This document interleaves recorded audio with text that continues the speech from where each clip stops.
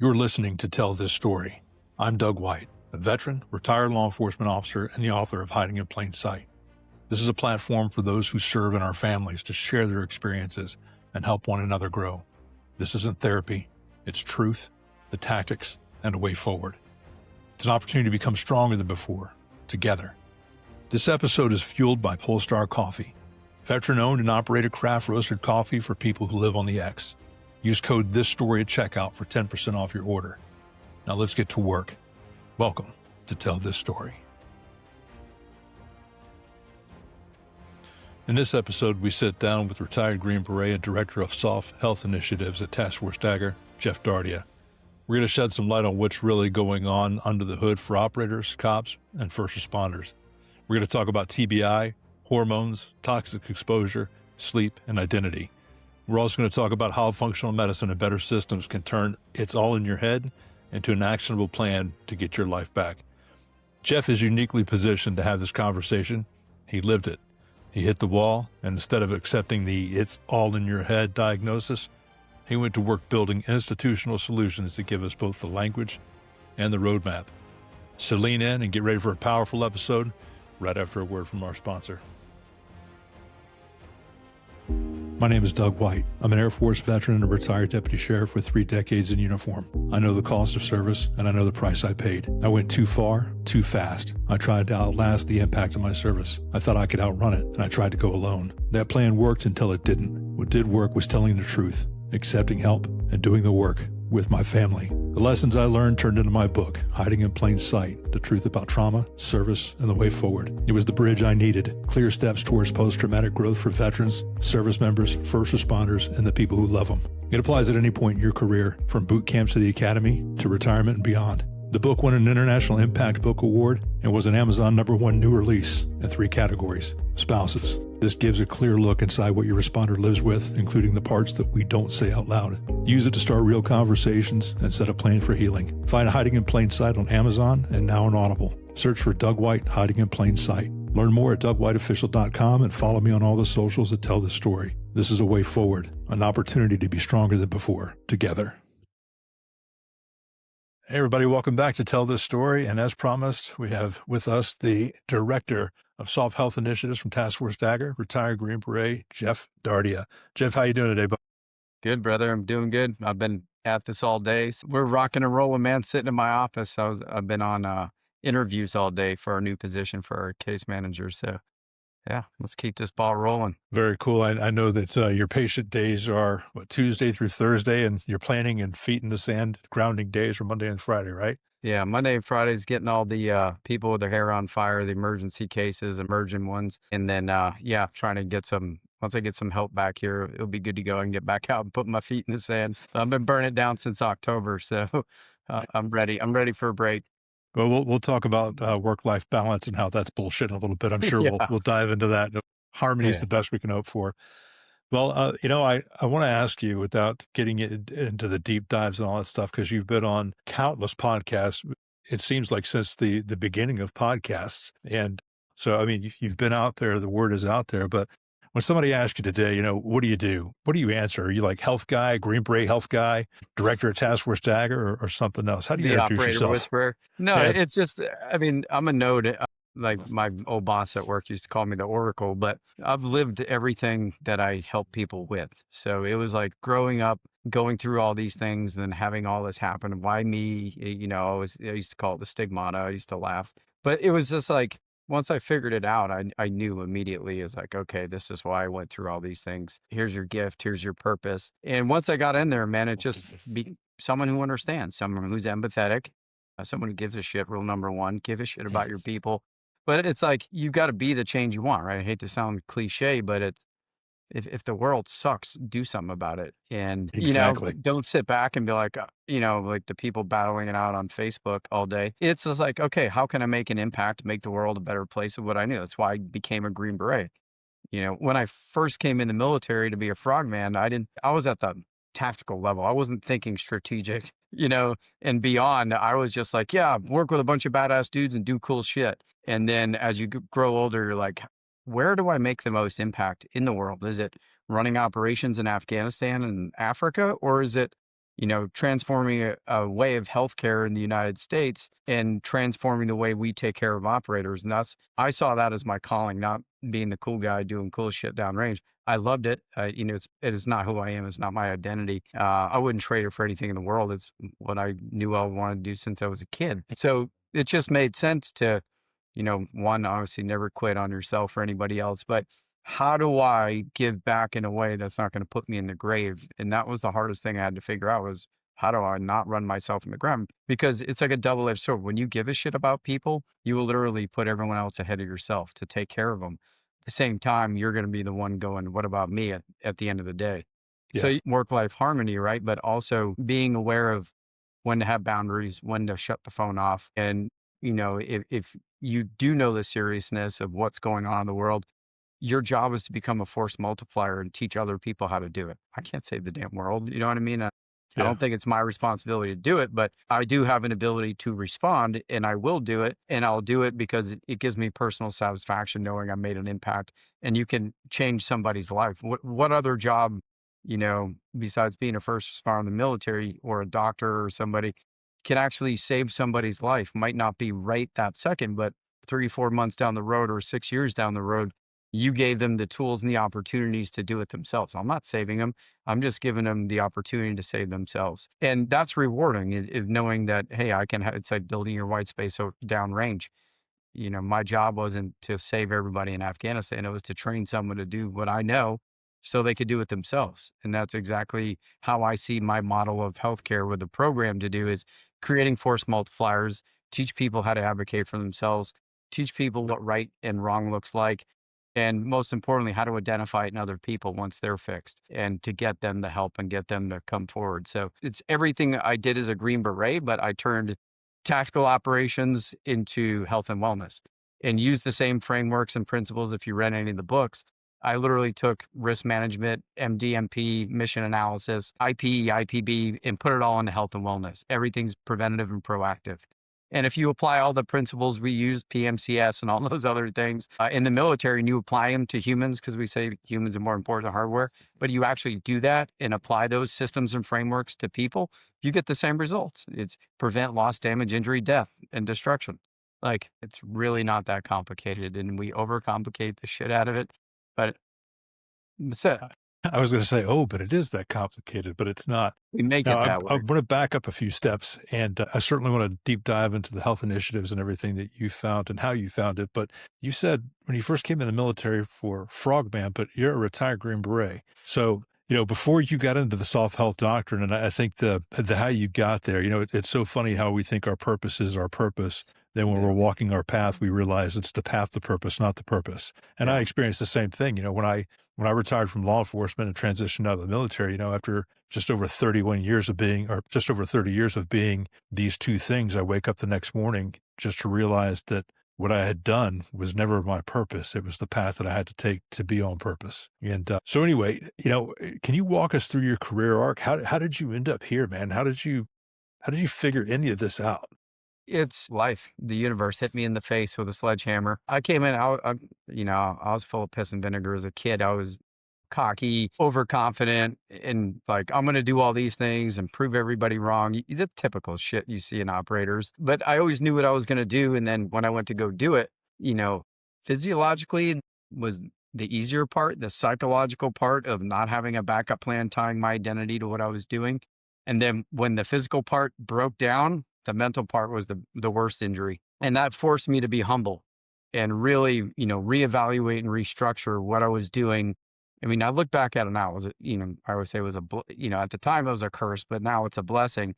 I wasn't mature enough to be 20 years old, dude. Thank God there wasn't war at that time.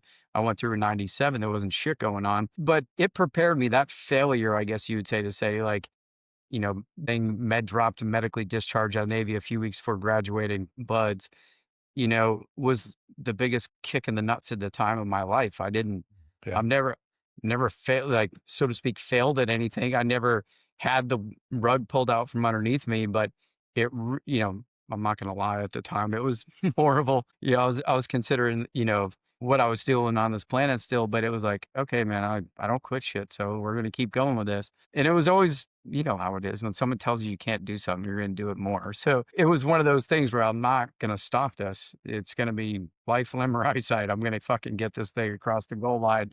I will do it. I'll find a way. And that was just me, right? Failure can't cope with persistence. I'm persistent, right? I'm not the best runner in the world, the best swimmer in the world. I just don't quit. And come to find out later down the road when it comes to getting help, that could be a detriment. So we'll talk about Yeah. that. But that was it, man. Like, I went all the way through training and I made it to phase 3 of BUD/S in my first go round. And then I had medical complications after Hell Week, didn't know what it was. During Hell Week, I got crushed by a boat and I thought I broke my leg. It ended up I separated my hip and shredded my hip flexors and actually split my Achilles tendon down the middle. I bifurcated it and didn't even know about that until the end of training, like after almost a year later. But I Jesus. kept going on that injury, but that's not what got me. I was sick in Hell Week. They got me with a shit ton of antibiotics after Hell Week, and I started getting more and more sick. Phase 2, I was in my FTX, and my eardrum blew from a horrible ear infection. I had pneumonia, cellulitis, bronchitis, and they were just pumping me full of meds just to keep me going through training, which you got to do what you got to do, right? They was trying to save Hmm. my life, but I didn't know at the time that I have a reaction to certain types of medications that cause tendon ligament rupture, nerve damage, and psychiatric issues, anxiety and stuff. And when they pumped me full of those meds, I was having an adverse reaction, didn't know. So imagine a guy, I was doing really well all the way through the pipeline. All of a sudden, it was like my body just started breaking down rapidly. And when you're not used to that, like I never worried about swim times or run times or obstacle courses or anything like that. I was doing well in first phase with phase 3 times and a lot of those things. And all of a sudden, when I was like coming across, barely passing my swims or, my runs and I'm limping and I can't barely get off the damn beach, that was like terrifying because I was like, what the fuck is happening to me? And it's like you can slowly watch your dream get pulled away from you. And I was never going to quit. I'd rather die than quit. It came down to the point where the instructors were like, look, dude, like, we can't send you to the island with what you've got going on here. Well, we got to put you in PTR. And I stayed in PTR and watched 2 classes graduate. Wow. I was like, get me the hell out of here, dude. I classed back up. 14-mile run before I was going out to San Clemente Island. Stepped in a hole at the beginning of the run, finished the run, didn't fall out, didn't get in the goon squad. And that day, I woke up the next morning, I couldn't even put my leg on the ground, and I had a completely separated hip. It went back in, but I had arthritis in my hip at 20 years old, 21 years old. And so with a bifurcated Achilles tendon, I had tendonitis in every joint in my body. Not the typical buds, but over the amount because of the medications I was on, what it was doing to me. And it was literally like slowly watching your life get pulled out of your body and just I was dissociated, completely dissociated. It was like a bad dream just watching your class graduate and walk away and you're stuck there watching everyone else accomplish their dreams and their goals. And I was just like, this is fucking nightmare. Like, this is horrible. And so when I finally got dropped, like medically discharged out of the Navy, I was lost. But I knew, thank God I had some good friends out there that went through some similar things. They got hurt in training or like, hey, dude, I know what you're going through. We're going to get you out of this mindset for a little bit, let you know there's more to life than being in the Navy, help you out. If it wasn't for you know, my buddy Brett, man, like I would have been in a bad place. Brett Willard, if you're listening, thank you, bro. Like he went through this. He broke his back in Hell Week. Dude's fucking specimen stud, and he got his dream ripped away from him. And that dude, like I said, I've always looked up to him. My buddy Reed Mangan were like superheroes. And watching Brett get taken, I was like, fuck, what am I still doing here? But it's one of those things at that age, you're not aware of all the things that are happening and why. Yeah. It was just like, this sucks. What do I do now? And I was like, I need to get out of California because everyone in the teams knows what San Diego's like on a team as far as like recreational life, off work hours stuff. And I was like, if I'd stayed out there, I'd probably be in a bad situation. So, rejection's God's protection. I got redirected. Here you go, bud. Like, go figure yourself out, I'm gonna grow have up. to write that down. Yeah, grow up a little bit, get your shit together, make sure you're doing things for the right reason, that you're in this for the right reasons. And it, like my biggest thing is, what is this preparing me for? I used to ask myself that all the time. I didn't think I was spiritual religious at that time, but I tell you what, I figured it out real quick. And that's when I surrendered and it was like, okay, what do I need to do? I will do whatever it takes, And it was just one of those things where it was like the light bulb clicked and I'm like, okay. And when I saw the towers go down, this is as I'm trying to get back in the military. I got out in November of 98 and then got out of voc rehab, going to college. Life on the outside looked great for me, but I was not where I wanted to be.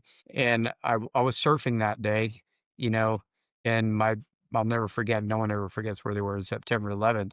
And I'd been trying to get back in the military for 2 years at that time. And I was just like, this is not a good situation, but this is going to get me back in the military. I was like, this is it. This is my window. I went back after the funniest podcast would be me telling my story of how I got back in the military. That, if I'm going to put it in the book or a friggin' whatever, it's hilarious. But I was told I would never ever get back into the military. And if I ever wanted to shoot people, go to the post office. That was not a lie. It was said to me by my buds. I heard that episode. It was pretty Charlie funny. Eshelman, if you're out there ever listening to this, I'll never forget when you told me that.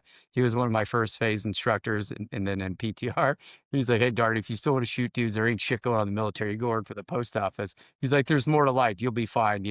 I'll never forget that. But I did, man. I'll summarize this, but I tried to get every branch of the military just to get in uniform again, and nobody would take me. And I had an officer recruiters in Saco, Maine, who, they knew my story and they're like, dude, we'll do whatever you can. And my buddy Joe, Harry, and my recruiter Sharp, they used to take me up to MEPS and it would be like, wah, wah, wah. Like, nope, you're not going, bud. And like everybody tried. I tried Army National Guard, but my buddy Harry was the Army Reserve recruiter. He's like, hey, dude, he was a Somalia vet too, by the way. And he's like, I'll do whatever I can for you, bud. And it finally got to the point where MEPS called the recruiting office and was like, do not come get him. This is no exaggeration. Like, don't ever take him back up here again. He's fucking P&G'd. He's never going to get in. I know he's got a big heart and wants to do this, but don't waste our time with this guy. And literally when I had to get a ride home, I had to call collect to get I think it was my mother to come get me at the time or someone, but they're like, hey dude, they're like, what's up? I'm like, look, man, like, who the hell's the dude that can get me back in the military? I know when I got out of the Navy, there's always a signature to do something. I'm like, who's the person that can get me in? And they told me, William Wong, I'll say it in all my podcasts, because this is another guy that definitely changed my course of my life to get me back in. And he did for a lot of other people in the military too. If he's still alive, God bless him. That's William Wong, Colonel Wong, down at United States Army Recruiting Command. I wrote him a page letter. They humored me and said, yeah, here's his email address. This is the beginning of the internet. And I still have the letter. It's framed in my cabinet over here. And I was like, hey man, look, I was a few weeks from graduating buds. All I ever want to do is be a frogman and commando. I'm like, just give me any opportunity, get in the military so I can go finish what I started. I said, we're going to be in war probably for the next decade, 2 decades. Yeah. And I was like, a lot of people trying to get out, let me in, just give me a chance. And all he responded back on email was, what MEP station you processing out of? I sent him my social security number, my date of birth, everything. I was in the military the next day. And so that's incredible. Yeah. So that was like, the universe, how things align where you're where you're supposed to be. It was like one of those things where it taught me to be humble because they didn't have to do that. And it always taught me to give people a second chance. No matter what, don't judge them. Like, people can do some incredible shit if you give them the opportunity. But if you close that door on them and say never, that's not a good thing. So I learned a lot, man. My perseverance, my consistency, that came from my family. It came from my father. And it was just one thing that I was never going to let failure define me. And I never saw it I always thought it was failure. I didn't see anything else but it. My goal was this, didn't get it. In my eyes, that was a failure. Come to find out, it's a lesson. Yeah. Also a failure. I don't give a shit. Call it whatever you want, but I learned a ton more from the failure and not having it than I ever would if I just cruised through and gone to a team. I would have been an arrogant prick. I probably would have done a ton of dumb shit, with a head this big, being a frogman at 21 years old. God knows what would have happened to me. Protection, right? So yeah, man, that was my path. What's amazing about that is you said that, you realized all these life lessons and these mature things for a kid that was 21 years old, facing what you were facing and kind of sitting in that, as you said, having your dream ripped away from you. But to have the state of mind to say, I've got to get out of here. I need to get back to my base. I need to find my why. I need to make sure that this is why I'm doing what I'm doing and it's for the right reasons. And to have that kind of awareness at that age in that time, man, that's kind of amazing. And then to have the balls like, hey, dude, to the colonel in charge of the recruiting command, yeah, this is my story. Let me in. I mean, when you Yeah. read that, he's probably thinking 18 X-ray all day long, and this kid is not going to self-select. So, Yeah. I'm always a firm believer in then make them tell you no. So, Yeah. put in for it, make them tell you no. Yeah. Don't Never self-select. self-assess, never Yeah. self-select. Yeah. So that's awesome, man. So I know the rest of your story, to fast forward that, you go in, you make it through selection, SFAS, the whole deal, and you make it to a team, you do a quick workup and you find yourself deployed. Everything, it's not an easy thing to be a Green Beret. I mean, I've seen the movies. I Yeah. know enough of you guys to know that this is not an easy thing. And I've been around the folks long enough to know what type of person generally it takes. So to make it through with all of those health issues and all the physiological things that were going on, to rehab yourself out of that stuff, to make it through, and then to be operational again, I mean, that's grit in and of itself. So why did this thing start coming back? What was your experience there? So, I mean, I'll tell you what, I enlisted, I had to go in the reserves for like 8 months just to get in. They made me go in the reserves. And then when I came active duty, it was May of 2003. This is right after Iraq kicks off, right? So I literally go to Fort Benning, Georgia, May of 2003. I did not have a break until my third deployment. I graduated the Q course. I had to go to 6 months of Pashto language. But after that, I went to SEER school, graduated SEER school. I went to Mid-South Shooting Institute, and then literally went to Afghanistan. I did not have a break. I didn't have a gap. When I got to my team, they were doing pre-mission training in Montana for the Afghan rotation. So I graduated the Q course, get slapped around in SEER, go to Mid-South language, and then to a team and straight to Afghanistan. Did 3 back-to-back deployments. May of 2003 to November of 2009, I think it was, I was never home. I was gone. And a lot of shit in between those deployments. I was nonstop. So imagine that, graduating basic training in 2003 and then nonstop until 2009 when I got pulled for instructor duty at SOF. That was nonstop, dude. I was nonstop. And my body held up fine, but it wasn't until I was forced to take a certain type of medication, methylquine, that I started having issues again, medically and psychologically. Come to find out, remember I told you I did not know I had a genetic predisposition at the time. I didn't figure that out until 2014 or 15, whenever it was. But all of a sudden, like, this shit made me like paranoid as hell, and my body started hurting again and started gaining weight. And I'm like, obviously the stress, the toxins, the blast over pressure. But it was like, here we go again. Not again. I was like, no. And last time when I was in the Navy, I kept my mouth shut. I didn't tell anybody what was going on, how I felt. I don't want to be seen as a pussy. You know what I mean? I was just, and the second time was like, do not keep that quiet. Like, you saw what happened to you in Buds a few weeks before graduation when you kept your mouth shut and you should have told someone what was really going on. And in the Army, I was like, I'm never going to keep my mouth shut again. That was another lesson. I was like, I'm going to tell someone when all the check engine lights are going off.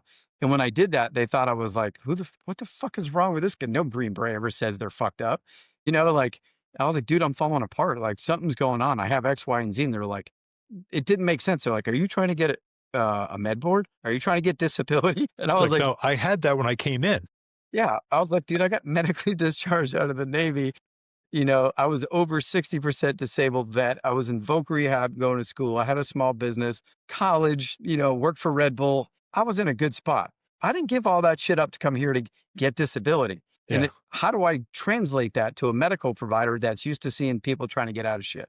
I was trying to get into shit. Like, I was trying to go deployment.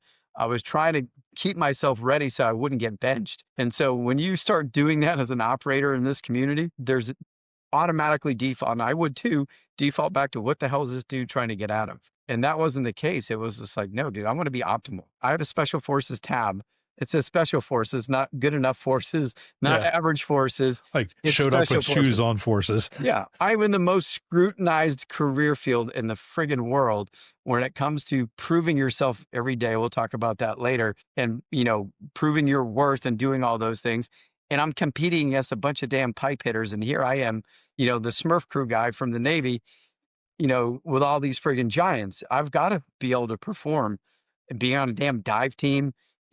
It's like, I did all of them, right? Like, you triple volunteer, come into SF, you go to airborne, and then you go into, jump master, dive soup, I was all those things. I had all those additional duties. So it's not like I went to a ruck team and did no specialties, Sephardic qualified, 18 Fox. You know what I'm saying? Like I had all the things. I was doing them. I wasn't trying to just, hey, this is good enough. I'll just stay as this guy and skate through.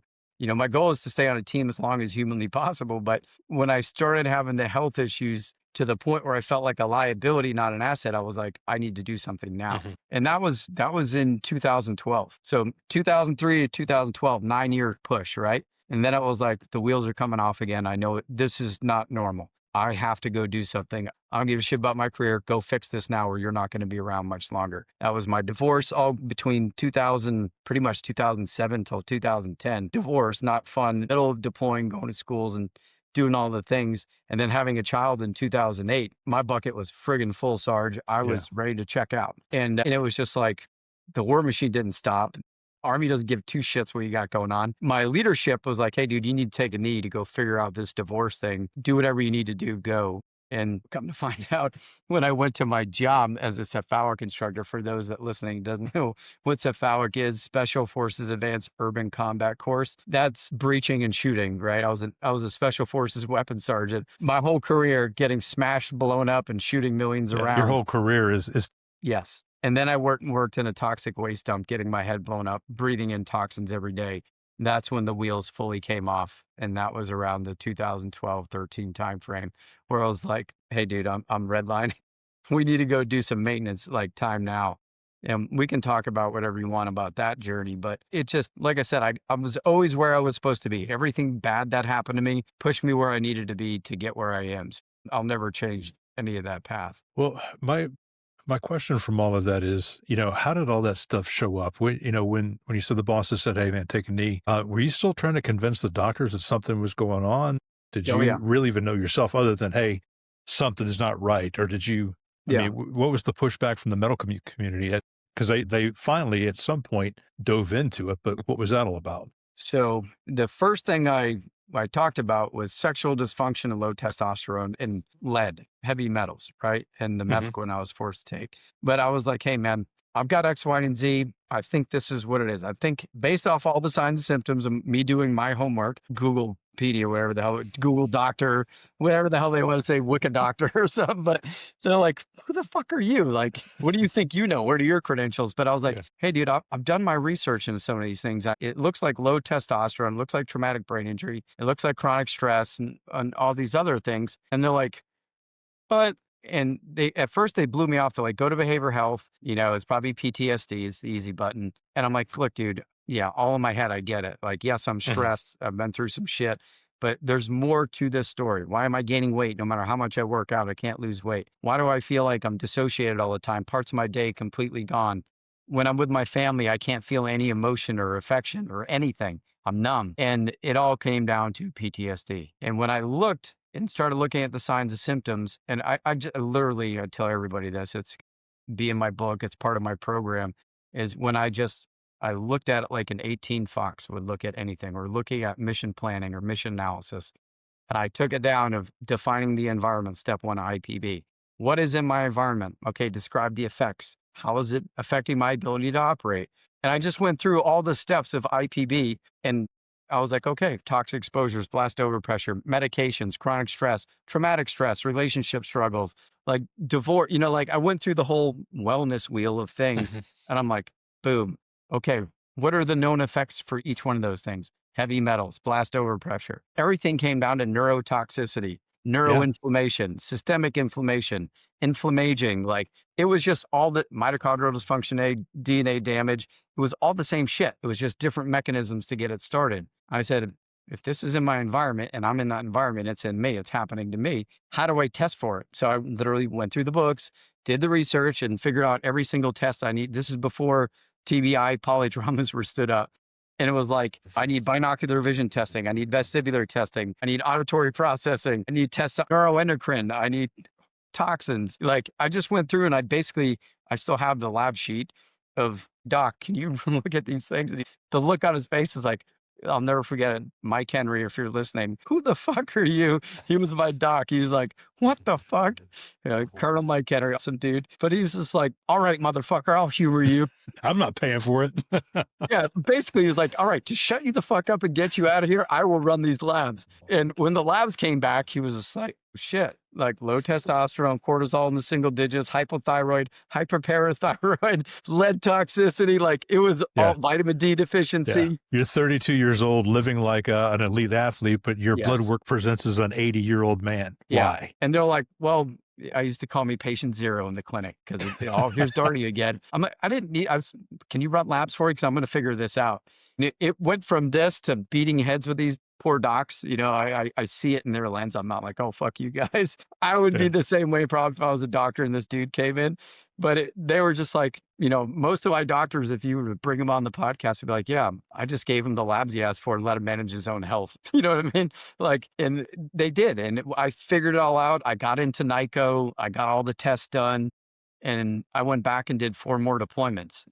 So all I did was show them that, hey, I need to do maintenance at my halfway point, my 50,000-mile service to get me across the goal line to 20 years. That was my goal. Make team sergeant, do 20 years, get the hell out. I ended up doing 24, but they let me stay an extra 4 years to run the HPW programs. But I made every single one of my goals. I didn't get to be a team sergeant as long as I wanted to because I ended up with blood clots and dysautonomia after Africa. But fuck, dude, I did everything. I can't be sad for anything. Who does? I need a guy that, is not going to die of a stroke on a mission. So I'm Yeah. not going to be the guy whose ego is this big to, continue my service and put other people at risk. I knew when to walk away and say, okay, man, yeah, I'm fucking almost 40 years old. This is a young man's game. Go do something. And you're going to give me the opportunity to help my dudes and stand up the human performance program and stand up a transition program. Hell yeah, I'm going to do that. That's been my goal since I got here. It's amazing that to your point, you've done so much stuff that if we were talking about deployments, the where you've been, the missions and all that stuff, that could be 12 different episodes just in that. But when you pull out of that and go to the functional medicine stuff and the human performance things, the health initiative program, everything that you've done in that realm is equally, if not more robust than your actual operator service. And I think it's amazing that you've had 24 years of service, and in that 24 years, you've crammed in every one of those things. And in your spare time, fixed yourself, taught doctors how to fix yourself. Well, found out what was going wrong to stop it, to change your environment, to explain that to doctors, and to actually, as you've said in the past, nobody going to the bosses and saying, hey, here's the fix. And if you don't do something about this, you're complicit. Let's help the boys out. Yeah. And to stand up the programs and have the impact that you've had, I think it's incredible, man. And I know that there's so many things to talk about. And I want to get into the PMCS analogy that you use and all that. And I'm jumping around, but you talk about Western medicine and how it's disease care. They're not prioritizing the environment or looking at the patient itself. They're trying to diagnose what the symptom is presenting and then give you pills or to treat that. Getting away from that, the Boone-Cutler protocols and functional personal lifestyle, the things that you put in your body, the environment that you control and all that stuff, without getting, let's be honest, man, nobody listening to this podcast is going to change your shampoo because there's aluminum in it. All right. I've been using Right Guard deodorant since I'm 12 years old in one form or the other. I don't do the spray because it's bad for ozone. I don't even know if that shit's true. But without getting to the extreme and changing everything in our household and all that stuff, what can you do to explain what functional medicine is in a language that we can assimilate and understand now today? I mean, functional medicine right off the bat, it's the opposite of dysfunctional medicine. So it's literally, it looks at the why, not the what, right? So why am I ill? Dis-ease, right? What is causing it? What are the root causes of this? And how do I address them and resolve, right? It's resolution. And think about how we do targeting and missions and stuff like that. Like if you're fighting an insurgency, you got to know why the insurgency is being fueled, how it's being funded, right? You need to know all the whys. Because if you keep trying to play whack-a-mole for 20 years like we did in Afghanistan and not just cut the sources off directly at the funding and the facilitation, right? Like medicine's the same way. I mean, erectile dysfunction is not a Viagra deficiency, right? Like depression is not a Zoloft deficiency. And so if you can understand why you feel depressed and, why sexually you're not functioning, you can address it, right? Like I use sexual dysfunction because it's one of the easiest ones. And everyone's like, no, I don't have that. You're pussy. I don't have the problem with that. Well, your nervous system has a different answer for you. But when Yeah. you're chronically stressed and traumatized, your nervous system is in react mode. And when it's in react mode, it's doing the fighting, the flighting, the freezing, and the fawning type stuff. And you're not supposed to be worried about pleasure and arousal and all those things when someone's trying to kill you or harm you, or if you're not safe. So Yeah. if you grow up with trauma from a young age, your nervous system is going to say, we're not safe from a young age. You're going to be hyper aroused, hyper vigilant. And if you were sexually abused as a kid, you could get hypersexuality. Talk about that later, but your nervous system's not going to be balanced and it's not going to be responding the way it should be in certain situations. So default behavior when you're in survival mode is the limbic system, right? Lizard brain, whereas that's the fighting, feeding, and the fornicating, three things. I call it, operator brain or TDY brain. But it's like when you default back for that, you can do the deed, but you can't hold a relationship. Once you hit Yeah. it once, the emotional connection, all that's gone, the excitement's gone, you're going to be numb. So you're going to be in sport mode. You'll be at the bar trying to find a one night stand, do Mhm. whatever. You'll be fine doing that. But when it comes to a long-term relationship, things aren't probably going to work the way you want to do. You got to feel Yeah. safe. That And becomes the default too. You're used to yeah, that, like you said, if you're in that situation when you're a kid. And yeah, when we spoke at Soft Week, you mentioned the childhood stuff, and you said, I was a latchkey kid. I was like, shit, so was I. yeah, Like I remember, I'm in third grade. I've got to walk home from school, let myself in with the key that's around my neck, fix my own snack, do homework, make dinner, wait for parents to come home. It's like, damn, I'm 8 years old. yeah, It didn't seem like an issue then. But when you look back on those things, like, hey, man, I had a lot of stress and was managing myself at a young age. You don't even realize that that's building resilience or scarcity mindset. I mean, parents were there and that place was going to burn down, but yeah. you Hyper don't get, independence. yeah, you learn independence very early. And, when you grow up like that and you stay like that, and of course you become a military member or a first responder, your Yeah. body is now seeing that chaos and just processing it as Tuesday, Wednesday, Thursday. And as it creeps over the years of service, when you get to that 50,000-mile checkup, Yeah. that new normal is so far away from the freaking baseline that you don't know what it is. And your inner circle generally are people that you're going to work with or that Yeah. you serve with, and you can't use them as a baseline for normal or because you're all equally fucked up at the same rate. Yeah. We all So end up in the same places for the same reasons. exactly. So that baseline, those problems, some people look at them as character issues, but as you said several times in the past, if you see that those are early warning signs or check engine lights before it becomes, or writing it off as a character issue, that these are physiological issues that we can answer to and mitigate or treat before they become a character issue, before it becomes a DUI or cheating on your spouse or alcoholism or pills and or all of those other things. It's remarkable, man. And people still believe that this is a matter of will or character. So I want to jump from that real quick to operator syndrome. And I know that my experience with operator syndrome, I heard Kirk Parsley speaking about it on a Jocko podcast right after I had gone through all of my stuff and trying to find my way forward. And he said he discovered this, that he called it SEAL syndrome back in 2013. It looked like adrenal fatigue. And he started seeing the signs of it early on. And he was, well, to shorten the story, he was basically drummed out of the Naval Medical Corps because of his I know beliefs. Kurt. No, he's a great guy. I've Yeah. interviewed him for the show, and he's Get an put on awesome the dude. cross. Yeah. And he's got it figured out, man. He's had it figured out. But now it's funny that the same people who ran him off pay him money to come speak at symposiums. But I know that Dr. Chris Free picked up the mantle and did the operator syndrome study in 2020. And I heard about it on that Jocko podcast with Doc Parsley. And the first thing I did was Google that and read it. And this was now coming into early to mid 23. And then, of course, the book came out in March of 24, and I completely devoured it.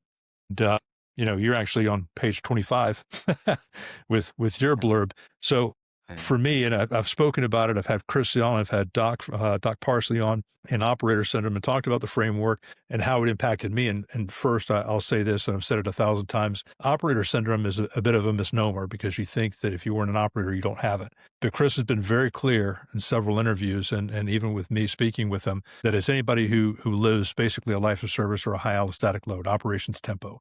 And that's something that we can understand because all of these things that when I first initially started reading it, they all spoke to me. I was a breacher. I was on the bomb squad for 7 years. So the blast overpressure, being on a toxic range, like nobody told me this is a toxic range. We've been blowing up shit here for years. Man, the stuff in explosives, not great. Blast overpressure seems rock and roll when you're picking pieces of door frame and hydrogel off of your shield and your helmet, but not remembering what you had for lunch that day is not cool. Basically, operator syndrome is the framework, your work that as I see it, and please correct me if I'm wrong, is the bridge from the framework, the actual roadmap of how to fix yourself from that. And I think that's remarkable how I see that they fit together. So I want to lead all of that into the initiatives that you did, the health, the human performance stuff that you did at Third Group. How did you get all of that stuff done? Because it's my understanding this was done before Chris Free did operator syndrome, before any of this stuff was really put out. So the Health Initiatives program started in 2012. I started that for TFD in 2012. I stood up the Health Human Performance and Wellness program right before the pandemic. But I got asked to do that because of what I was doing with Task Force Dagger. I was out teaching since 2012, 2013 about the health effects of the soft operational environment, force health protection briefs. I used to call it like allostatic overload before Chris, coined the operator syndrome thing. It wasn't that Chris got his nose bloodied with a syndrome thing by the Navy, but it was just like we were all doing parallel things. We all knew who each other were. Like I knew who Kurt was. Kurt and I had done events together. We were all in this circle pushing the same information, and I was still active duty. So imagine how that was going over. Yeah, I was going to ask you, how come, did you experience the same pushback and get beat up as much as they did? Yeah, Admiral McCraven straight up saved my career. I got a gag order. I think it was in 2010 or 11. I've got that saved somewhere else too. But when I was, I was running, I started the Facebook group, the SOF Health Awareness page. I think it was in 2010 or 11, maybe even earlier. And I was talking about all the toxic exposures, talking about mefloquine. But one of the things that was coming up that I was seeing, just by talking to people and knowing people, is that a lot of our offspring had autism, developmental issues, delayed onset, delayed development, all these weird things were happening, Asperger's. And I'm like, it's got to be environmental. It's got to be stress. It's got to be toxins. It's got to be the antibiotic use. And I'll never forget it. I was at the hospital and I was telling them about my exposures. And one of the doctors was like, hey, dude, all the guys I see from your unit got the highest autism rates in the military. Like, we've never seen autism rates like that. I literally quoted what this guy told me on a Facebook post. Next thing you know, I was standing in front of the man the next day. Just to be fair, it wasn't a Green Beret that made me stand in front of the carpet. It was Group Support Battalion Commander. I'm being told by JAG or something, but they're like, hey, dude, shut your mouth. Like, don't talk about these things. Don't make the unit look stupid. I'm like, hey, bro, I've been at this unit since I was a friggin', 26 years old. I was like, this is my home. I'm not trying to make my unit look stupid. I want to know why the people in my unit are getting fucked up. And you should do something about it. And they weren't going to do shit about it. So, from that point on, I was like, all right, here we go. This is going to be a fight, but that's why I kept alive. Let's do it. And I put everything I had into fighting that fight. Everyone at Dardia's tilting windmills, out there getting his nose punched in. But it was not easy, dude. But it was because of what I was doing with Task Force Dagger. Admiral McCraven came to one of the Dagger dives. I had a great talk with him about all this stuff. What I was seeing in our communities, like same shit on NSW. And he's like, you ever heard of NICO and all these programs? No, SF was the last one to figure that one out. And he's like, I sent all my dudes. It just opened up in Bethesda. He's like, you need to go. But he wrote me a letter and I showed my command and they're like, oh, you're not full of shit. And I'm like, thank you. And they're like, okay, they backed off. And I was able to go to NICO when I came out of NICO in 2012. I was like, this needs to be standard of care for everybody. And that's when I started the program for Task Force Dagger.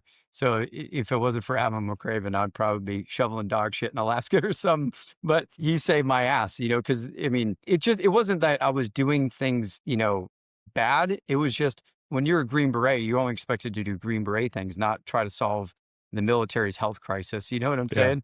I was doing my job. I was still on a team operational and doing everything. And when I was doing most of the speaking and teaching, it was when I was getting chelated for heavy metal toxicity, which the DOD, the VA, and civilian doctors diagnosed. We can talk about that later. But it was like, you're not crazy. That shit is in you, and you're patient zero for heavy metal toxicity. Me and one other Wow. guy, Steve Hopkins. And so after that, that changed policy in the military for lead exposure, lead toxicity, and getting mefloquine pulled out of the formulary in 2013 with Colonel Jennifer Casey and Remington Nevin. That'd be a whole nother podcast. But it was like all these things happened at once. And then it was, like I said, in my life, when I'm on the right path, the doors open. I was like, Yeah. here you go, son. You know what I mean? Like, it was living in my purpose. I was still on a team, still operational, still deploying, still going through school, still getting promoted. And I was doing all this for Task Force Dagger at the same time. And then when I finally got to the point where it was like my body was like, you're done, bud, I started getting dysautonomia. I got blood clots. I had a parasitic infection. I had a Jesus. fungal infection. Africa did what Afghanistan and the Taliban can never do, messed me up pretty bad. I was working at the embassy in Burkina Faso and did a deployment to Chad. But when I came out of there, it was like, all of a sudden I was like, I've never had cardiovascular issues in my life or had problems breathing or running. Never had asthma before in my entire life. You can hear it when I talk now, struggling to breathe. I got a narrowed upper airway, edema glottis. It's permanent God. damage, like shit that I got from breathing in toxins outdoors doing PT, breathing in toxic waste.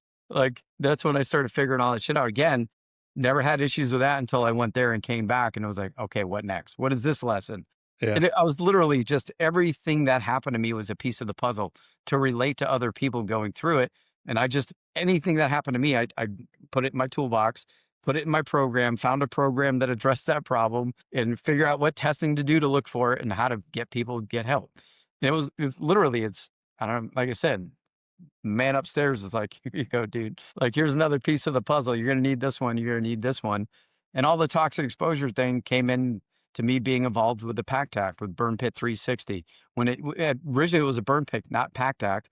And that was one of my pieces of the puzzle that I was able to do for them is when they were looking at that, they were only looking at burn pits. And I was like, hey, dude, I got more screwed up working in the shoot houses and, sitting behind miniguns and 50 cals all day and shooting thousands of rounds of 5.56 and 9 mil than I ever did from a burn pit. Like that's before I even went downrange. And I was like, well, you got to look at SOF. When they were doing the Burn Pit Act, they were looking at Iraq and Afghanistan and Djibouti, Africa, 3 locations.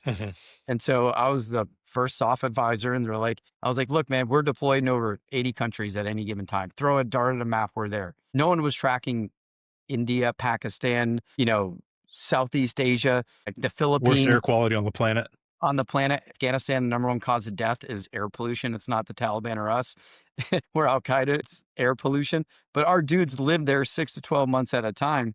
And then they come back and they're never right sense. They can't run like the way they used to, difficulty breathing, got sleep apnea, got all these weird inflammatory autoimmune conditions. What is it? Right. And that goes into the operator syndrome thing where it's not just TBI, it's not just trauma, it's also toxic exposures. And that's what makes operator syndrome unique to operators. It's nothing special. All it is metabolic syndrome or exhaustion, too much for too long, high over allostatic load, right? Overexposure. Or, we look at that and then, firemen and police aren't shooting miniguns. They're not No. in the burn pits. They're not, taking antibiotics for 12 months at a time for malaria. There's certain things that we have that they don't have and vice versa, right? I'm not sitting in a burning building all day. I'm not watching people get shot, murdered, raped, and killed on the streets every single day.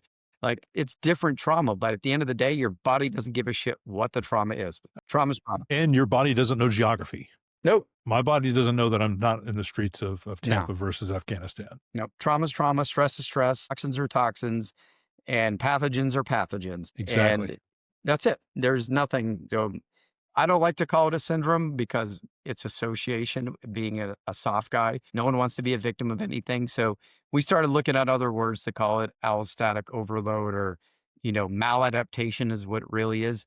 And it all comes back down to resilience, psychologically and physiologically. And with allostatic load, or allostasis, just means adaptation and change Mhm. through adversity. And it's done through hormones and neurotransmitters, right? It's a biochemical process in the body that works through your nervous system and your immune system. And when I throw someone in a fire, what happens? They get burned. It's an expected, appropriate response. So if I make you breathe in toxins, you're going to get toxicity, right? If I'm going to traumatize you repetitively and sleep deprive you and stress you the hell out, you're going to respond appropriately, which is becoming numb, slowing down metabolic function, killing sexual function, killing motivation to make you rest and recover. All the things that we call diseases are an adaptation. And so who else can run into gunfire and trauma and death and destruction and have complete empathy and understanding and emotion of other human beings? Like when you inoculate that from childhood, we'll talk about that again, why that's so important, coming in, growing up in chaos, the masters of chaos of what we are, and then getting reinforced training to stress inoculate and override the nervous system to be apathetic, to be, Yeah. emotionless when you're doing these things. And literally, we're hardwiring fuck around, find out. Like, I'll tell everybody, it is not respond to contact, it is react to contact. You want to be, when you're threatened, no thought involved. Sledgehammer comes out, kill whatever's in front of you, move through it, go to the next one without thinking about a damn thing, right? That's what we expect people to do in this career field. Now, when you go home, do you expect that's like a switch that goes off when someone threatens you, whether it's your wife, whether it's someone that cuts you off in traffic? If that's your default superhighway in the nervous system to That's going to not be your respond, reaction. but to react. Mhm. You're going to do that and you're going to be really good at it and really effective. And when you get to the point where it becomes detrimental to your relationships, your career, that's when it becomes a syndrome or a disorder, when Yeah. it's affecting your ability to adapt and go back and forth from work to home to overseas and do all those things.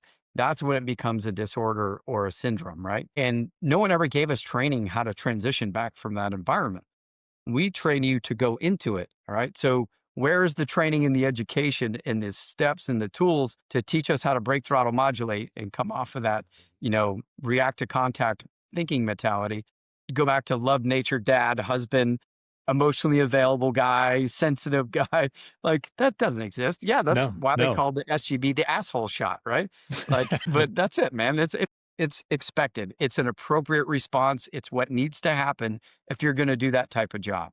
The Yeah. most important part of that, Doug, is being able to identify when you're not bouncing back and reacting the way you're supposed to. That's it. And that was my problem. I didn't know it was a thing, honestly, until I didn't know it was a problem until I found out it was a problem. And that was me sitting behind the school with a pistol in my hand. And then man, that several different episodes can spin off of all of that and have. But I said it. I was at a conference speaking back in September, and I was speaking, and I just blanked out, and I stopped, and I said, you know what? To tell you that I showed up as the best version of myself from 2001 to 2023 would be a lie, Yeah. because I never did. My wife and kids had no idea what version of dad or husband they were going to get when I walked in the door, and it all Yeah. depended on the day. I Mhm. didn't realize that they had been walking on eggshells for years. Yeah. I didn't realize that my wife, Michelle, was trying to mediate and, for lack of a better term, underwriting the responsibility of being dad so my kids wouldn't hate me.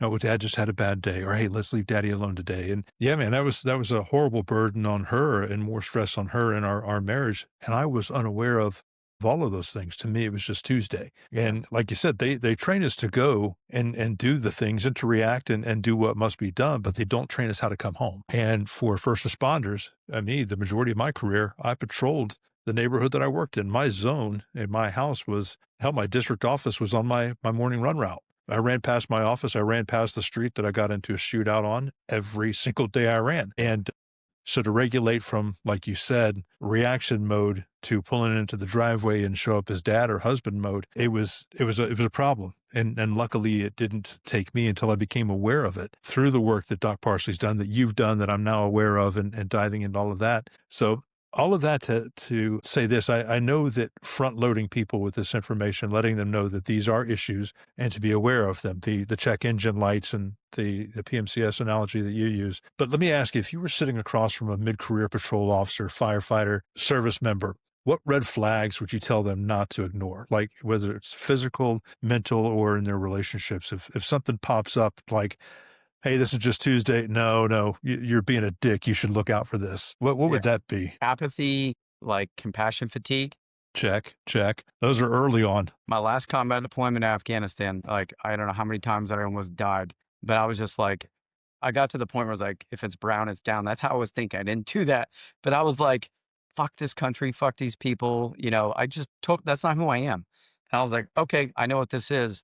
And I was like, it's time. I've been here from 2005 till 2014. That's enough time. Like, how many times you're almost going to die until you push it, Yeah. And it was just like, nothing's changed here. Nothing. And when you know that, that's when you have a kid at home and someone that cares about you at home, that's where things start changing when you're like, me or them. And how do you think the ICE officers feel right now on the streets? Me or them. Yeah. Like, how do you think you're going to react when someone starts doing that every single day and conditioning to you? You're going to get to the point where you're like, fuck them, fuck. You're not thinking about, oh, that's mom, that's a dad, that's a brother, sister, husband, or whatever it is. Yeah. And if you're already apathetic, it's not even a No, it's a second recipe for thought. disaster. So Absolutely. if you start getting to that point where it's like, I don't care about anything, like, fuck, yeah, I don't care if I take one in the face, whatever. When you start to get to the point where you don't care about anything and other people are like, dude, you all right? Like, don't let that go. When you can't cry anymore, like when you just have no emotion whatsoever, and you're just like numb. Like I use like the year my father died was like, I never forget when I was talking to my therapist and I was just like, blah, blah, blah, blah. And they're like, tears starts coming out and like, are you okay? What? Like, they're like, you're talking about this like it was nothing because 2016, my best friend killed himself. 17, one of my childhood best friends died in a fucking moped accident. In 17, my dad dies same year. And I'm going through the 18 Fox course, 2 deployments to Africa, jump master school. Like I was like, I went home. I found out, my dad was in a coma. He'd collapsed in the kitchen of my house I grew up in. And I go up there while I'm in the middle of Arabic language training, reclassing a language mid-career, well, towards the end of my career. And I was like, I was beyond stressed. And I went home. I was just like, hey, man, I'm glad I made it here. You know what I'm saying? Like, and they're like telling my dad, yeah, we had no brain activities in a coma. You're going to have to, make a decision here. And I was just like, looking at my dad's perspective, my dad would not want to be a vegetable. He would never want to be stuck in a home somewhere, being pushed in a wheelchair. For me, it was just like, It's a Dad, practical decision. There's no emotion right, attached to it. there was zero emotion Yeah. involved. I'm like, this is what Yeah. I would want, Dad. I got to say all the things to him I needed to say, and it was just like, yeah, this is going to happen. And I held his hand when he took his last breath. It was me and my mother, right there with him. And I didn't really shed a tear until like years later. And I was just like, what the fuck is wrong with me? I was like, I should be bawling my eyes out right now, like feeling something. But I was just like, hey, man, this is how I would want to go with the people I love surrounding me. It was very robotic. When I explained it to my therapist, she was like shocked. She was like, okay, like, let's start here, like, let's go to here. And that's when I started getting, by 2020, I couldn't compartmentalize anymore. I started getting dysautonomia. And I was like, okay, it's time to go empty the ruck. And that's when I went and did all the ketamine, the plant-based stuff and all that. Yeah. But it was just like, when I got to that point, I was like, this is not normal. I know what this is. I've been helping traumatized people for a long time. But when you start getting compassion fatigue and burnout and becoming numb and apathetic and not giving a shit about things and just being short tempered and short fused, the asshole, then I was like, that's not who I am. And I was like, okay, time Yeah. to go get help. I can't talk about this. I need to go live what I say. Yeah. And One I of the did it. things that first responders experience when that compassion fatigue sets in, they're like, I'm supposed to be empathetic to the people that I'm helping because I came into these disciplines to help people. And all I can think of is, fuck that guy. They made their decisions. Yeah. And I'm going back here again. Fuck. Like third overdose of the day for this guy. Why are we spinning Narcan on this dude? He's just going to do it again.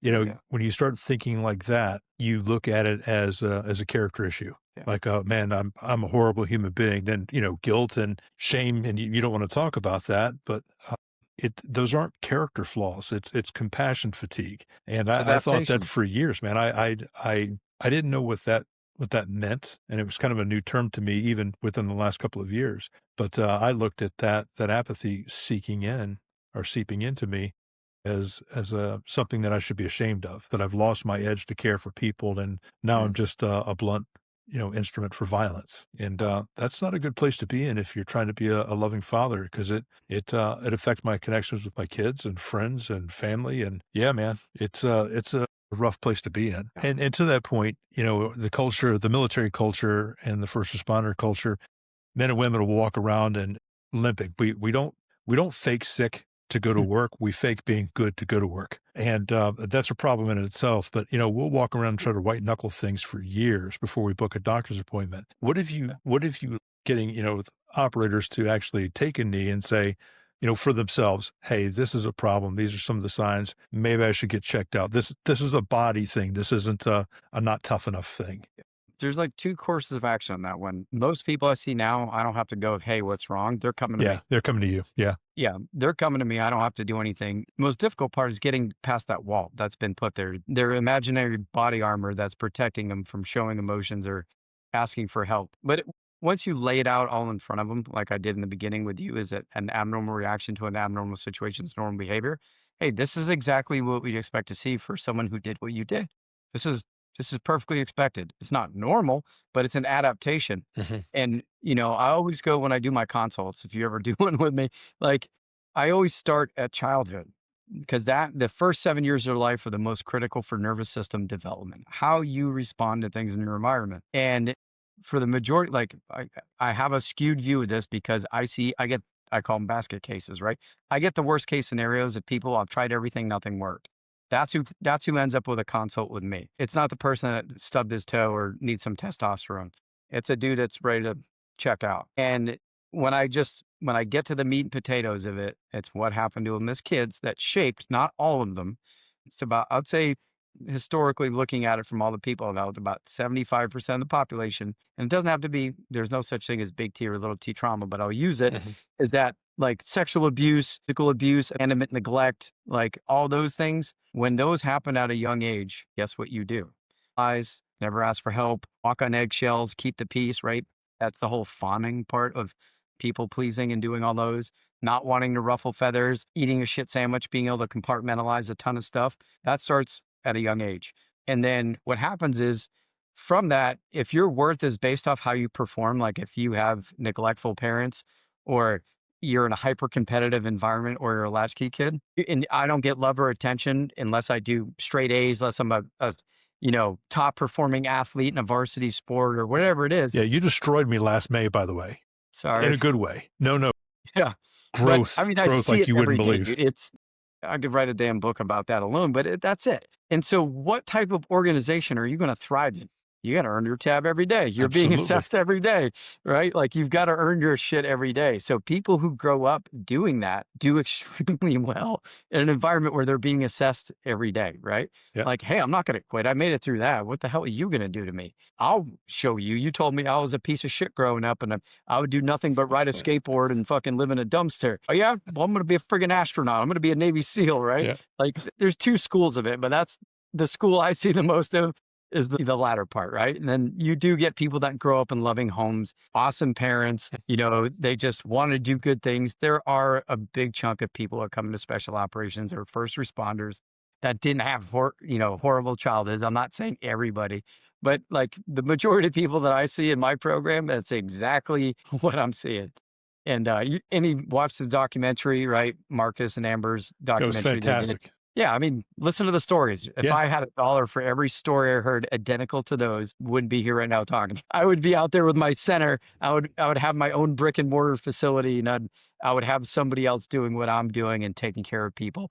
Well, so I could go surf and mountain bike, right, and ski. But like, that's it, man. Like, this is not a complicated issue. Our psychs in our programs that do our assessments and selections know this information, right? They know we're perfectionists, people pleasers, overachievers. You'll do whatever it takes to get the job done. We're not going to quit. Cut our arms and legs off. We'll keep doing it. And that's what they need. That's who you need in that job. But what we should not do is ignore that fact. and let people figure it out after the DUI, the domestic violence, the discharge from the military, all the Ds. You shouldn't figure it out after the crisis. It should be like you said. You asked me in the beginning of this little segment is what would you tell people, at their mid-career point? One, I teach them about this when they come into the organization. Hey guys, do what you will with this information, right? I'm going to tell you think about this. This is what I did as an 18 Fox, right? I'm doing your threat assessment. I'm doing your intelligence preparation, the environment.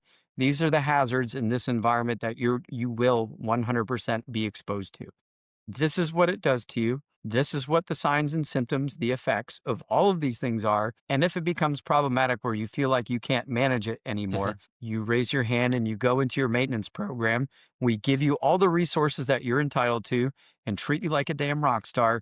And then when you're better, we'll put you right back out where you want to be. No questions asked, no if, and, or but. It's in the schedule. It's in our doctrine to maintain our operators, our firemen, our police, our medical providers, our psychologists. Everyone needs maintenance. If you don't, you're not going to be showing up to work at the version you need to save someone else's life. Like I try to tell people all the time in our program, once a year or twice a year, we need to take our staff, unplug them from the matrix, go do all these health and wellness things, let them do some plant medicine, whatever it is, decompress and reset every damn year. We have to do it, but we're not, right? Like, that's something I clash with in my own organization is you have a bunch of hard charging type A personalities that are like, help everyone else but myself. And so it's like, hey, dude, we got to practice what we preach. And, if we do put time on our schedule to go do that, it's setting the example. Like we live what we say we do. We have to do that. But for fire and police, both my brothers are firemen. You don't show weakness. You don't tell someone you need help. Nope. You know what you signed up for. Fucking do it. Right. Like that's it. Keep your mouth shut. Do it. But people are coming around now where it's not a fight, where it's like, okay, dude, yeah, here's your resources. We're not going to hold your hand. We're not going to, play victim on this one. You did sign up for this, but we told you at the beginning what this job was, and you said yes. No, You're putting the responsibility on the individual. Yeah, no, and I agree. I think front loading kids in the academy and when they first come into a unit, I think it's important that they know these things. Like I said before we started recording, not as this is an inevitability or something that's going to be pathological, but these are warning signs. These things can happen to you. You should be aware of the red flags and deal with those check engine lights as they come up. I think that would be if a large organization was going to be building that with some type of resiliency or awareness program to start with front loading kids on day one. It's onboarding, and I think it's the responsible thing to do. But hey, you know what, for a checklist, and I want to be respectful of your time. I know we got on late in the day and you've been going and got a long week, but for the co-op operator or spouse listening, who recognizes any of the things that we've discussed. And again, folks, the stuff that Geoff has done in his career with respect to the health initiatives and his own health and his own journey can fill volumes and hours of podcasts and have filled hours of podcasts. So I would highly recommend you just go to Spotify and type in Geoff Dardia or some of the links that I'm going to put into the show notes and get some of this stuff for yourself. But for the sake of time, if anybody is seeing this in their spouse or their loved ones, or even in themselves and can self-identify this, stuff like being tired, always angry, or angry at some small things, no sex drive, brain fog, that was one of the ones that I've tried to deny forever. Sleep disturbances. What 3 things can we do, or one thing that we can do now or in the next 30 days to start turning the tide on this thing? So controlling your controllables, right? I'm glad you asked that. But I mean, you just nailed it. Sleep right up. Sleep is your maintenance. So all the damage you do during the day day and night, your bedroom is your maintenance bay. So prioritizing recovery, sleep and recovery, number 1. The other part of that is nutrition, fueling, putting things in your body that you need and eliminating things out of your body that are harming you, right? So making sure you're cognizant of what you're being exposed to, ingesting, inhaling, whether it's air in your home, air out at work, whatever it is. I have an air purifier in my bedroom. I have one in my living room. That's where you're sleeping, is where you're doing all the repair of all the damage you did the day before. And the other part of that is knowing if you're bouncing back. Everybody always knows that, hey man, when I was in my 20s, I could go out and friggin' tear it up all night and go run 20 miles the next day, right? That's bouncing back. That's resilience, psychologically and physiologically. Yeah, that's what I'm saying. Yeah, that's how you got the alcohol out, sweating it and pissing it, right? That's it. In your 30s, you're like, ooh, that hurts. And by 40, you're like, that kills me. That's when you're not bouncing back and going back to What are the things in my body that are responsible psychologically and physiologically for bouncing back, for adaptation, for allostasis? That's hormones and neurotransmitters, right? So if you're not bouncing back like you used to, what do you think the first thing you should look at is? Hormones and Yeah. neurotransmitters, right? Testosterone, estradiol, cortisol, thyroid, like all those things, growth hormone, all those things need to be looked at. Blood sugar, insulin. Those are the things that tell you if you're bouncing back without you ever answering a question to a doctor. If I do a comprehensive endocrine evaluation on you, I am going to know if you're bouncing back, yes or no. If cortisol is in the single digits, you are not bouncing back psychologically or physiologically, right? If I see testosterone tank, your anabolic rebuild, repair hormone, you're not bouncing back. You're losing muscle mass. You're not repairing fast like you used to. If I see estrogen dominance, cancer risk through the roof. I see weight gain. I see metabolic dysfunction, right? Insulin resistance. It's all there. And how do you change that? Through controlling your controllables. Take away in your life, spiritually, emotionally, physically, what is harming you or causing you duress, stress, and then add what's missing, which is the mindfulness, the resting, the recovery, the nutrition, the hydration, the sleep, and balance it. That's it. It is black and white. And we have apps for it now, everything we could do. But if you're not aware of it, the easiest thing you can do to check to see if you're bouncing back is to get a wearable. I got a Whoop and a Garmin, and see what your heart rate variability is, see what your sleep is, see how you're recovering, and seeing how your heart rate variability is changing based off what you're doing. If you're exercising and not recovering for 3 or 4 days, you're exhausted. Yeah. I can tell you right now, I am in the red compared to what I was 4 months ago, working a solo gig in the program right now. And I know what it is, and I'm doing everything I can. I'm not overtraining like I would have and be like, oh, screw it, I don't care. Like, I'm putting in rest. I'm making sure I'm hydrating. I'm making sure I'm sleeping, and I'm learning how to say no to things that, I shouldn't be doing when I need to get rest and recovery. And that's it, man. Control your controllables. That's the easiest way to do it. You can pick up any podcast, any book about any of this stuff and just learn simple things. Like, if you look at the 8 dimensions of wellness, get a wellness wheel. You can score it. Look where you're weak. It's like a little spider graph. Man, look, my relationship's weighing me down. I'm not sleeping. I can fix those 2 things. Well, one of them easier than the other, but it's like, we'll talk about that in another podcast. But it's like, control your controllables, man. Okay, I need to put more effort here, less effort there. That's it. Yeah. Well, So, let me ask you 1 second to the last question. If someone takes 1 sentence from this conversation and puts it on their locker or writes it on their bathroom mirror like Mel Robbins style, what would yeah, that be? I think it's going to be control your controllables. yeah, for sure. It's taking ownership, right? Yeah. It's accountability. No, Your absolutely. health, your health is no one else's responsibility but yours. Yeah. Yeah. We outsource our health to everyone else but the person that needs it the most, right? And that's something I teach is your doctor is not a contractor, right? Like, they're a tool, but they shouldn't be primarily responsible for maintaining this. Ownership of maintaining yourself, making better decisions, being self-aware, understanding actions have consequences, but it comes down to accountability and, like you said, control your controllables. That's awesome. Well, I where mean, can everybody reach you? you can find Instagram page, the SOF_Health_ Initiatives, LinkedIn, YouTube. Just Google my name. The programs, if you want to get on the SOF Health Awareness page on Facebook, just look up SOF Health Awareness, and then put the podcast or wherever you heard about the page from or me, put it in there, because I bet every request that comes in there just to protect everybody. But that's it, man. Like, LinkedIn's the easiest way to get a hold of me. Well, how can we support Task Force Dagger? Donate. I mean, everything we do, we are not short of applicants. There's no shortage of work. We don't advertise our program. It's all word of mouth. And so it's everybody we helped in the community that's telling their buddy, hey, go there. And so if we did start marketing, we don't have the infrastructure to support it right now. Yeah. But if you do need help, like, I help everybody. I don't care if you're special operations or a Boy Scout. Like, I know the resources, what organizations that help everybody, whether you're a first responder, whether you're a damn kite surfer, whoever the hell you are. I will make sure you get help, but that's why I put those resources online. But my Instagram page, I put stuff up there every day that you can, resources and things to utilize to get help. So Well, look for that. I do know just from being here local in Tampa and knowing some of the folks that are involved in Task Force Dagger, it is one hell of an organization run by incredible people who care. It's just the impact, and man, it's great. It's one that I fully endorse and wholeheartedly believe in. Y'all are doing great work. Do you have any parting thoughts for us? No, thanks for the opportunity. Pass don't cross. out of coincidence. You know what I'm saying? Like, here we are. I said it with Brent, all the other podcasts I've ever done. Here we are. Like, there's a reason, right? And it's, I think, more now than ever in a crucial time in history where things seem hopeless and helpless. It's have faith and know that people are put in your path for a reason. Pay attention. I'm grateful for all my lessons. Don't be a victim. No, not at all, man.